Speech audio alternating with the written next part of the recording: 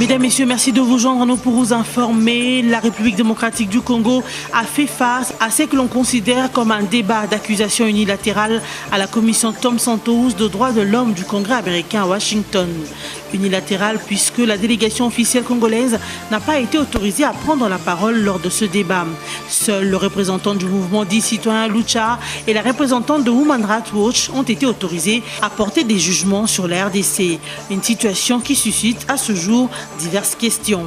Célébration journée mondiale de lutte contre le VIH-Sida, la RDC doit atteindre son objectif de 3,90 d'ici 2030. Ceci dans le souci de mettre fin à la contamination du VIH pour une société sans sida. Les progrès de la République démocratique du Congo dans cette lutte face au VIH ont été relevés au cours de cette célébration par l'ONU-SIDA. Et enfin, en dehors de nos frontières, le bilan des morts en Ouganda après les affrontements à KCC revu à la hausse. 87 personnes au total ont trouvé la mort à l'issue de ces violences du roi Rwenzururu. Ce dernier nie tout lien avec une milice séparatiste. La démocratie et la situation de droits de l'homme en RDC ont été estimées confuses et volatiles à 3 semaines de la fin du dernier mandat constitutionnel de Joseph Kabila. Telles sont les affirmations des intervenants dans les débats qui a été réalisé le mardi 29 novembre dans la commission Thom Santos de droits de l'homme du Congrès américain à Washington. Il y avait parmi les intervenants Fred Baouma du mouvement citoyen de lutte pour le changement Lucha, Ida Swire du Human Rights Watch, de même que Tom Perriello, l'envoyé spécial des USA dans la région de Grand Lac africain. L'on a aussi signalé la présence d'une délégation du régime quinois actuel. Lors de ces débats d'accusation unilatérale du régime congolais, la délégation quinoise n'a pas été autorisée à prendre la parole. Seuls se sont exprimés les participants que les USA soutiennent depuis longtemps. Ida Swire, que le régime congolais a expulsé pour manipulation de chiffres dans ses bilans de manifestations en RDC, a accusé les autorités congolaises d'arrestation et de torture des centaines d'activistes de droits de l'homme. Mais Ida Swire s'est prononcée en faveur de la médiation de la CENCO qu'elle a présentée comme la meilleure solution pour arriver à un accord. Pour le secrétaire d'État adjoint américain pour la démocratie et le droit de l'homme, Tom Malinowski, il faut tirer des leçons de ce qui s'est passé au Burundi. L'on se demande pourquoi face aux intervenants et aux membres de la commission Thom Santos, chez Okitundu Ekika et Bin Karoubi, respectivement sénateurs et conseillers diplomatiques du président Kabila, n'ont pas été autorisés à donner leur son de cloche, ce qui porte à réfléchir sur la qualité des USA à organiser un tel tribunal contre le régime congolais alors que tous savent qu'ils sont à l'origine de la création de l'UNCHA et qui soutiennent le rassemblement en étant donc juges et partis. Les USA sont mal placés pour un tel débat jugement contre le régime congolais.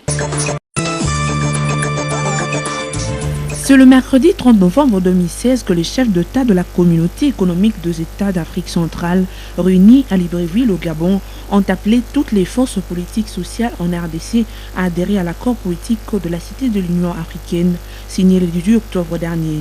Cet accord prévoyait la tenue des élections présidentielles en avril 2018.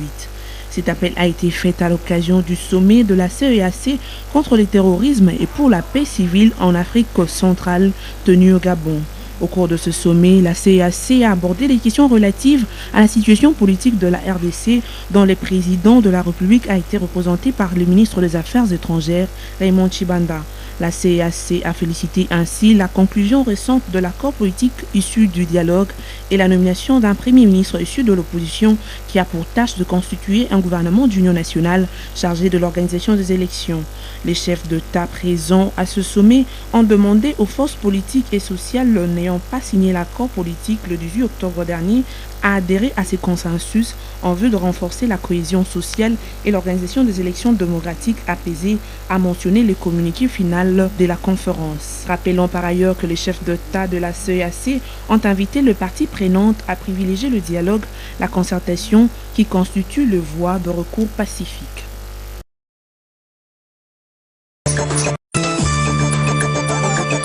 Après une rencontre entre les présidents de la CENI, Corneille Nangaa, et l'ambassadrice du Canada, Ginette Martin, le Canada a octroyé une somme de 3,5 millions à la RDC comme sa contribution pour la tenue des élections. C'est par les biais de son ambassadrice accréditée à Kinshasa que le Canada l'a fait connaître le 29 novembre dernier. Cette somme sera utilisée à dater de sa remise pour décharger le frais de certains experts auprès de la CENI, a souligné Ginette Martin. Un projet d'appui à la conscientisation et à l'éducation civique a été mis en œuvre par le Canada, réalisé par la Conférence épiscopale nationale congolaise CENCO et l'Organisation canadienne de développement et paix, a également affirmé l'ambassadrice canadienne. Rappelons qu'en septembre dernier, la même ambassadrice avait fait partie d'un groupe de diplomates qui s'était prononcé en faveur d'un large consensus en République démocratique du Congo en vue de la bonne tenue des élections voulues crédibles et transparentes. Pour Ginette Martin, cette rencontre avec le président de la CENI a eu pour objectif principal démontrer l'importance que son pays attache à la tenue des élections transparentes et crédibles en République démocratique du Congo. D'ici 2030, la République démocratique du Congo doit atteindre l'objectif 390 dans la lutte et la prévention contre le VIH-Sida. Cet objectif prévoit qu'en 2030, 90% de personnes connaissent leur état sérologique, 90% de malades du VIH-Sida doivent être mis sous traitement et enfin, la charge virale de 90% de malades doit être détectable.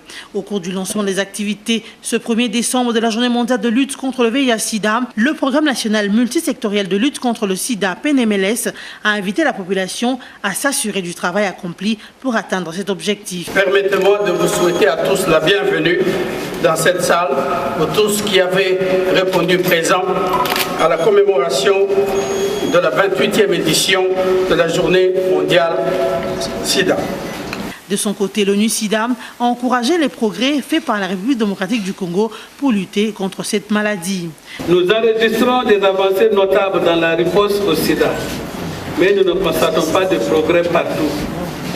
Le nombre de nouvelles infections ne diminue pas chez les adultes et le risque d'infection par le VIH reste particulièrement élevé pour les jeunes femmes.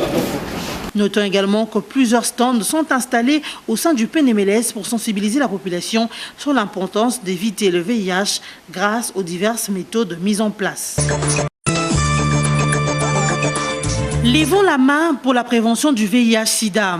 C'est sous ce thème qu'est célébrée la Journée mondiale de lutte contre le VIH-Sida ce 1er décembre 2016.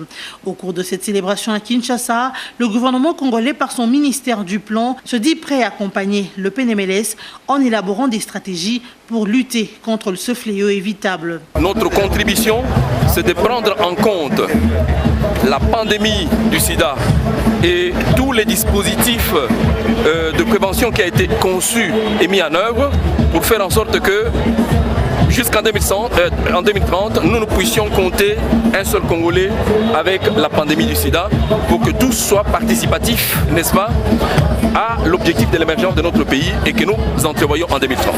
Il s'est de faire remarquer que les messages de ce 1er décembre sont plus focalisés sur les jeunes afin de susciter en eux un comportement responsable face au VIH-Sida. Le bilan officiel est désormais d'au moins 87 morts, alors que les autorités ont précédemment fourni un bilan de 62 morts, dont 16 policiers et 46 gardes royaux. 139 gardes royaux ont été arrêtés lors des troubles. Interpellé dimanche 27 novembre dernier, après la prise de son palais par la police, le roi du Rwenzururu, Charles Wesley Mumbere, nie tout lien avec une milice séparatiste. Il a comparu devant un tribunal de Jinja dans l'est du pays. Mumbere a été inculpé de meurtre par le tribunal et il a ensuite été transféré dans la prison de haute sécurité de Luzira, en périphérie de la capitale à Kampala. Selon la police ougandaise, les combats ont éclaté samedi à Kaseke lorsque des policiers ont été attaqués par des gardes du roi. D'après elle, ces gardes font partie d'une milice liée à un mouvement qui prône la création d'une république des Ira sur la zone frontalière entre l'ouest de l'Ouganda et une partie du nord Kivu en RDC. Le royaume du Rwenzururu est une monarchie traditionnelle près du mont Rwenzori, à cheval entre l'Ouganda et la RDC et dont les membres sont de l'ethnie Bakonzo. La monarchie s'est transformée en mouvement séparatiste lorsque les Bakonzo ont proclamé leur royaume en 1962. L'équipe handball dame de la RDC a enregistré une défaite face aux Ivoiriennes sur un score de 27 buts à 33 le mercredi dernier. Ces matchs comptaient pour la deuxième journée en phase de groupe de la 22e Coupe d'Afrique de handball dame qui se joue à Luanda en Angola. Les Léopards dames de handball ont mal géré la première partie avec un score de 4 marques pour la RDC et 10 pour les Ivoiriennes. Grâce à leur capitaine Christiane Moussoua-Sessa, le vice-championne d'Afrique ont relevé la tête pour réaliser un nul de 14-14 à la pause. C'est la seconde défaite de la RDC en cette compétition après avoir raté leur sortie face aux Sénégalaises par 22 buts à 28. Les Léopards dames doivent multiplier des efforts durant le match contre les Camerounaises et l'Angola avant la clôture de la phase de groupe. Les Léopards de la RDC de moins de 20 ans prendront l'avion le 6 décembre prochain pour l'Afrique du Sud en vue de participer au tournoi du Conseil des associations de football en Afrique australe, COSAFA. La Fédération congolaise de football l'a fait savoir le mercredi 30 novembre dernier à Kinshasa. Cette compétition de moins de 20 ans se déroulera du 5 au 17 décembre à Johannesburg. Les Léopards joueront leur premier match le 8 décembre prochain, soit un jour après leur arrivée en Afrique du Sud. Suite à l'invitation reçue, les Léopards au foot de moins de 20 ans ont déjà débuté les séances d'entraînement depuis les dimanches derniers au stade de Martyrs de Kinshasa sous la direction de l'entraîneur Otis Ngoma, assisté par Eric Chibassou comme entraîneur adjoint et Papi Kimoto comme préparateur physique. Ici est de noter que la RDC s'affiche dans le groupe D avec le Mozambique et le Comores. Dans le groupe A figurent la RCA, les Lesotho, la Swaziland et le Botswana. Dans le groupe B, on retrouve la Zambie, les Zimbabwe et les Malawi. Et enfin, dans le groupe C, évolueront les Seychelles, les îles de Maurice et la Namibie. C'en est fini pour ce soir. Voici le rappel de titres. La République démocratique du Congo a fait face à ce que l'on considère comme un débat d'accusation unilatérale à la commission Thom Santos de droits de l'homme du Congrès américain à Washington. Unilatérale puisque la délégation officielle congolaise n'a pas été autorisée à prendre la parole lors de ce débat. Seul le représentant du mouvement dit citoyen Lucha et la représentante de Human Rights Watch ont été autorisés à porter des jugements sur la RDC. Une situation qui suscite à ce jour diverses questions. Célébration journée mondiale de lutte contre le VIH-Sida, la RDC doit atteindre son objectif de 3,90 d'ici 2030. Ceci dans le souci de mettre fin à la contamination du VIH pour une société sans sida. Les progrès de la République démocratique du Congo dans cette lutte face au VIH ont été relevés au cours de cette célébration par l'ONU-SIDA. Et enfin, en dehors de nos frontières, le bilan des morts en Ouganda après les affrontements à KCC est revu à la hausse. 87 personnes au total ont trouvé la mort à l'issue de ces violences du roi Rwenzururu. Ce dernier nie tout lien avec une milice séparatiste.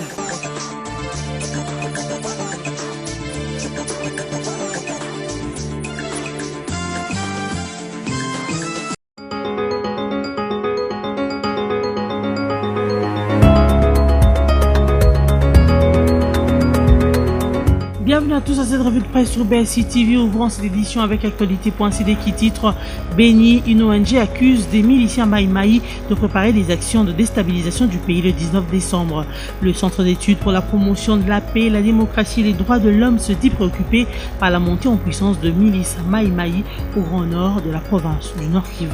Selon cette ONG, ce groupe Maï-Maï, à l'instar de corps du Christ, Mazembe, UPLC, Vurondo recrute principalement au sein de la jeunesse de Béni pour organiser leurs troupes en prévision du 19 décembre 2016.